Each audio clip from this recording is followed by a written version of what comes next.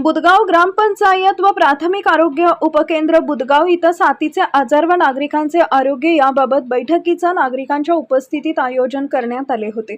सध्या पावसाळ्याचे दिवस सुरू असल्याने व वातावरणातील बदलामुळे नागरिकांना कोणत्याही आरोग्याच्या समस्या होऊ नयेत व त्यासाठी करावयाच्या प्रतिबंधक उपाययोजना, जनजागृती तसेच दूषित पाण्यामुळे होणारे आजार, डासांचा वाढता प्रादुर्भाव तसेच डेंग्यू, मलेरिया आदी साथीचे व तापाचे आजार पसरवू नयेत म्हणून बुदगाव ग्रामपंचायतीच्या लोकनियुक्त सरपंच वैशाली विक्रम पाटील व उपसरपंच अविनाश गोरख शिंदे यांच्या उपस्थितीत बैठक घेण्यात आली।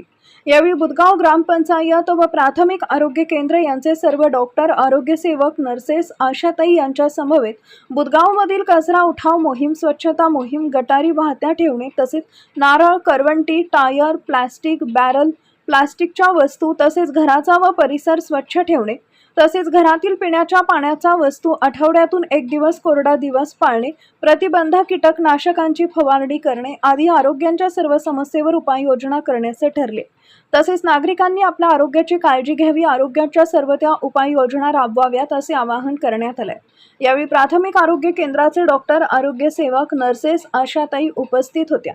नागरिकांनी दूषित पाण्यामुळे होण्याचे आजार व विकार होऊ नयेत यासाठी पाणी उकळून प्यावे असे आवाहन यावेळी करण्यात आले।